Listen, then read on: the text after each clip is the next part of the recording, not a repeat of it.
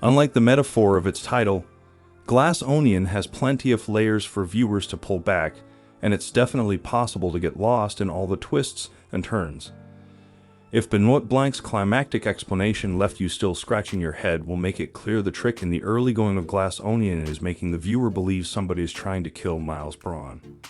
Miles invites his old friends and business partners to his island for a vacation getaway in which they will try to solve his pretend murder as a part of an elaborate game. Those invited include politician Claire DeBella, chemist Lionel Tustin, streamer Duke Cody, canceled fashion designer Bernie J., and his estranged former business partner, Cassandra Andy Brand. Then there's Detective Benoit Blanc, who got an invitation, but it wasn't from Miles.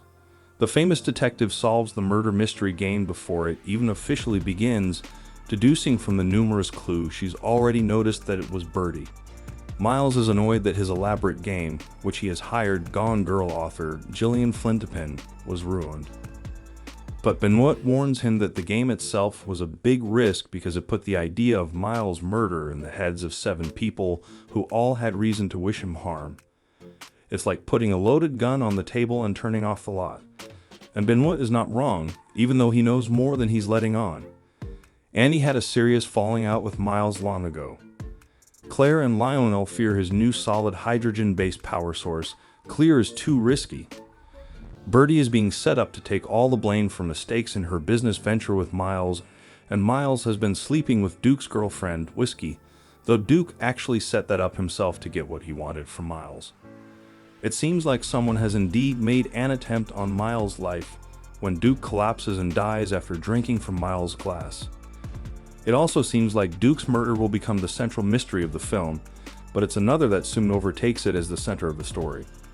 Duke's death is merely one piece of a much bigger puzzle. As it turns out, Miles wasn't the intended victim, but was in fact the killer. Everyone was too busy watching Birdie dance, as Miles has instructed them to do, to note that Miles handed Duke his glass intentionally. It wasn't even poison in the drink that killed Duke. It was pineapple juice, to which Duke's allergic. Duke was a useful pawn in Miles' attempt to get away with the other murder he committed. Miles refuses to use any communication technology beyond fax machines, but Duke is constantly getting news notifications on his phone.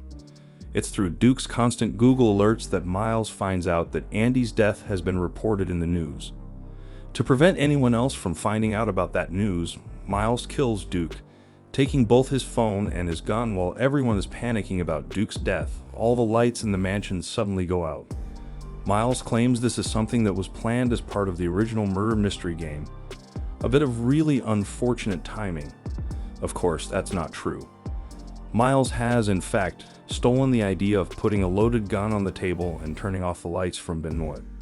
As Andy and Benoit regroup outside, Miles shoots her through a nearby window.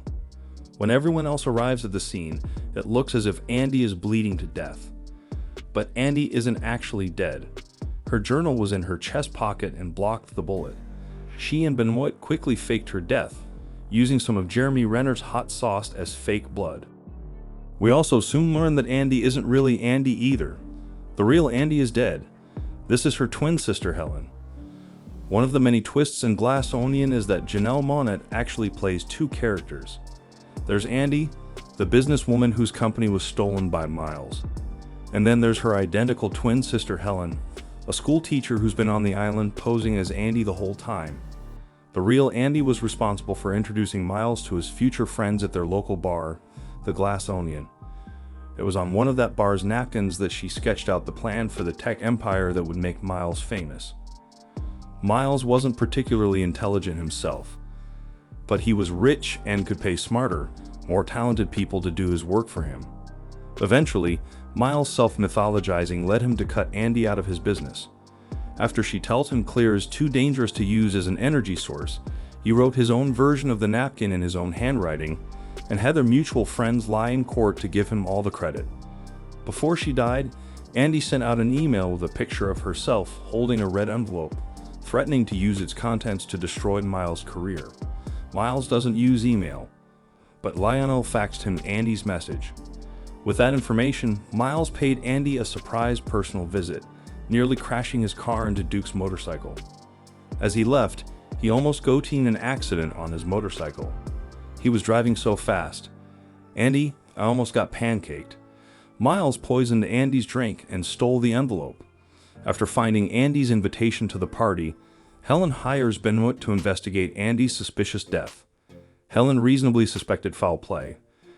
Benoit has enough connections in the media to keep the news of Andy's death temporarily under wraps, so nobody at the party, except for Helen, Benoit, and Andy's killer, would know that she was dead. To find out who that killer was, Benoit suggests that Helen impersonate her sister on Miles Island.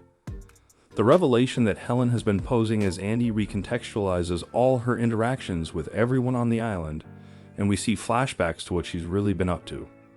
She listens in on the other partygoers' conversations to try to identify both specific motives and potential opportunities for them to have committed Andy's murder. She thinks of it like a game of Clue.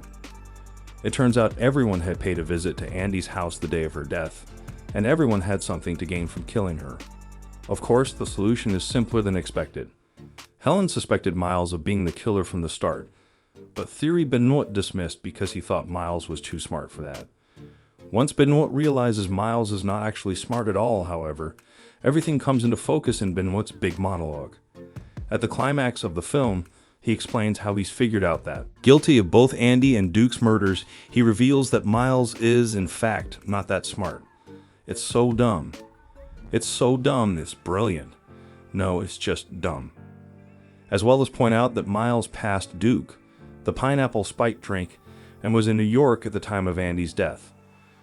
But what he's mostly doing is stalling. While Helen searches the glass onion for the piece of evidence she and Benoit need to prove Miles is behind it, all the envelope with Andy's napkin inside. Before she got shot during the blackout, Helen searched everyone's rooms to try and find the envelope.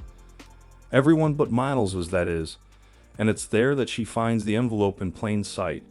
It was the red background of the picture frame that holds Miles' forged napkin diagram. Behind the forgery is an obvious hiding place for the real thing, so, of course, that's where it is.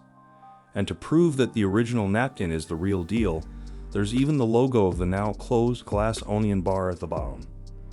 Benoit Blanc repeatedly makes it clear that I'm not Batman. He's a detective who works within the legal system and is not one to dish out any sort of vigilante justice himself. He can find and present the truth of what happened, but he lets the cops and the courts make the arrests and enact any punishments.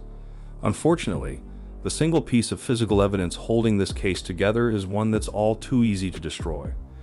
Before the police boats can even come close to the island, Miles burns Andy's original napkin, effectively destroying the chances of this case holding up in court.